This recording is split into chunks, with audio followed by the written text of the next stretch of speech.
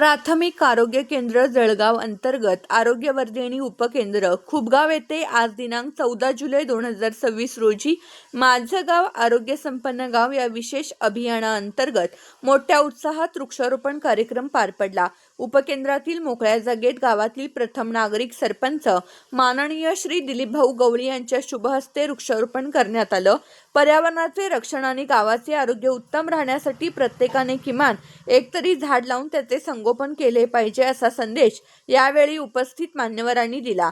या विशेष मोहिमेप्रसंगी आरोग्यवर्धिनी उपकेंद्राचे डॉक्टर सचिन ठाकरे, समुदाय आरोग्य अधिकारी श्री ज्ञानेश्वर मारकड, आरोग्य सेवक श्रीमती प्रतिभा कुंबरे, आरोग्य अधिकारी श्री ज्ञानेश्वर मरकड, आशा स्वयंसेविका रोशनी ठाकरे, वर्षा गडलिंग, प्रतिभा मेश्राम, पीटीए सुषमा वाघमारे, अंगणवाडी सेविका ललिता कुरवाडे, जिजाबाई भाकरे, परमेश्वर सरोदे, ग्रामपंचायत कर्मचारी श्री चंद्रशेखर गावंडे, श्री राजपाल काळपांडे, श्री प्रवीण बगेकर आणि केंद्रीय मानवाधिकार सुरक्षा संघटन दिल्ली महाराष्ट्र राज्य सचिव रवींद्र खेडकर आणि city India Marathi news Nagpur उपसंपादक पत्रकार श्री रवींद्र खेडकर प्रामुख्याने उपस्थित होते।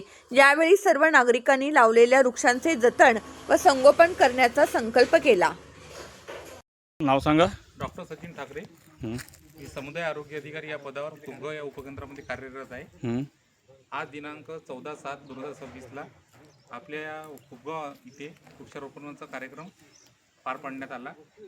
या वृक्षारोपणामध्ये गावातील सरपंच साहेब, गवळी साहेब, त्याचप्रमाणे इतर मान्यवर मंडळी आणि उपकेंद्रातील कर्मचारी सर्व उपस्थित होते।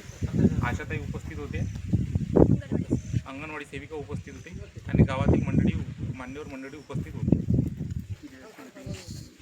सर, मला एक प्रश्न विचारायचा आहे। 15 दिवस झाले वरचा पाऊस बंद आहे, तरीही तुम्ही आज वृक्षारोपणाचा निर्णय कसा का घेतला आहे? वृक्षारोपणाचा आम्हाला कार्यक्रम आज पार पाडण्यात या सूचना दिल्या होत्या आम्हाला। ते झाड जगलं पाहिजे याचं पालनपोषणाची जबाबदारी तुमच्या कर्मचारी करतील, योग्य वेळेवर पाणी टाकतील? हो, योग्य वेळेस पाणी टाकतील। आम्ही पाण्याची तशी व्यवस्था केलेली आहे। हा तुमचा PSC दवाखाना आहे, हां, परंतु इथे घाणीचे साम्राज्य भरपूर प्रमाणात आढळलं आहे। त्यावर तुमचं मत काय आहे? त्याची आम्ही त्वरित आता छाटणी करून टाकू गवताची आणि योग्य विल्हेवाट लावून त्यांचा परिपूर्ण व्यवस्था करू।